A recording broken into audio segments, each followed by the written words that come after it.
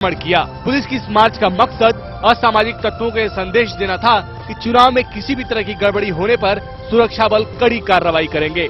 Motilal Nehru stadium से निकली police की इस मार्च में भोपाल रेंज के आईजी, डीआईजी के साथ सभी पुलिस अधिकारियों ने हिस्सा लिया। हमारे साथ अभी 4 कंपनियां हैं जो सीपीएमएफ की निकली हैं और बेसिक उद्देश्य है कि जहां क्रिटिकल पोलिंग स्टेशन के ग्रुप्स हैं उन इलाकों में हम जाएं और मतलब जो है सिक्योरिटी के संबंध में उनमें जो है पूरी आश्वस्ता उनके मन में जो है पूरा विकसित करें। चुनाव आयोग ने मतदान कर्मियों को मतदान सामग्री का वितरण कर दिया है। चुनाव आयोग की तैयारी से साफ जाहिर है कि इस बार चुनाव में किसी तरह की गड़बड़ी नहीं होने दी जाएगी। मध्य प्रदेश में 14वीं विधानसभा के लिए 25 नवंबर को वोट डाले जाएंगे। ये पहली बार है जब मतदाता केंद्रों पर सीसीटीवी कैमरे से नजर रखी जाएगी। इससे जाहिर होता है कि इलेक्शन कमीशन स्वच्छ मतदान के लिए एड़ी चोटी का जोर लगाने में लगा हुआ है। खबर भारती के लिए कैमरामैन शाकिर अहमद के साथ नासिर गौरी। तो मतदान की तारीख नजदीक है और ऐसे में चुनाव आयोग अपनी तैयारियों को लेकर पुख्ता इंतजाम की बात भी कर रहा है और इसी तमाम मुद्दों पर बातचीत के लिए आर के अग्निहोत्री पूर्व डीजीपी हैं, एमपी भोपाल के हमारे साथ जुड़ रहे हैं। किशोर अग्रवाल वरिष्ठ पत्रकार इंदौर से इस वक्त हमारे साथ जुड़े हैं और अरविंद दुबे हमारे संवाददाता जबलपुर से, प्रदीप परिहार हमारे संवाददाता दिल्ली से। तमाम मेहमानों का आपका बहुत बहुत स्वागत है।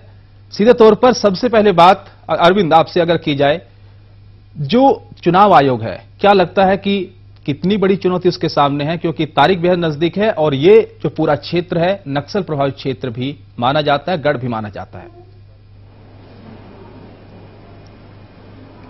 देख, बहुत बड़ी चुनौती है क्योंकि ये एक बहुत बड़ा पर्व है, राजनीतिक पर्व है और इस पर्व में सभी लोग शामिल होते हैं और एक ऐसी ये कहना चाहिए कि इवेंट है कि जिसमें कि सभी लोग बढ़ चढ़कर हिस्सा लेते हैं। ये कोई 1 घंटे की कवायद नहीं है, ये लगभग पूरे दिन ये सिलसिला चलता है और इस सिलसिले को पूरी तरह से पूरी रवानगी के साथ इसको अंजाम देना होता है और इसमें किसी भी तरह की गलती पर कोई माफी की गुंजाइश नहीं होती है। इसलिए ये चीजें बहुत ज्यादा इंपॉर्टेंट होती है। और जब मतदान की हम बात करते हैं तो यहां पर सबसे पहला प्रश्न ये उठता है कि मतदान को प्रभावित करने वाले कारक कौन कौन से हैं। निर्वाचन आयोग इन्हीं बातों को ध्यान में रखकर अपनी पूरी तैयारी करता है और लगभग 2 साल से इनकी तैयारियां चलती हैं। मैं आपको सबसे पहले बताना चाहूंगा कि वो प्रभावशाली तत्व कौन कौन से होते हैं। सबसे पहला मतदान को प्रभावित करने वाला तत्व होता है कि कोई प्रत्याशी किसी लालच को लेकर किसी मतदाता के सामने तो नहीं खड़ा है। पहली बात ये देखने लायक होती है। दूसरी बात कि कोई प्रत्याशी या कोई राजनीतिक दल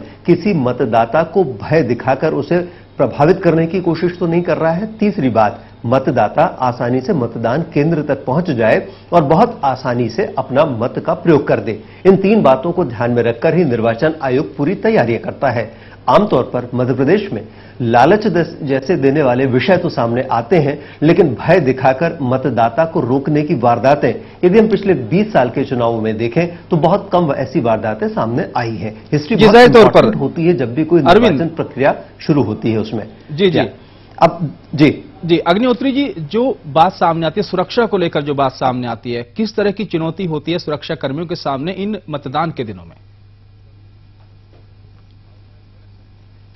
ये बड़ा व्यापक प्रश्न है क्योंकि कभी भी लोगों की भावनाएं भड़क सकती हैं और एक शांतिपूर्ण वातावरण में आंदोलन हो सकता है। इसलिए हमको प्रबंध ऐसे करना पड़ते हैं कि जो हमारा समय है चुनाव में वोट डालने का वो अच्छी तरह से व्यतीत हो जाए और उस दौरान कोई भी किसी प्रकार की उसमें कोई व्यवधान उपस्थित न होने पाए।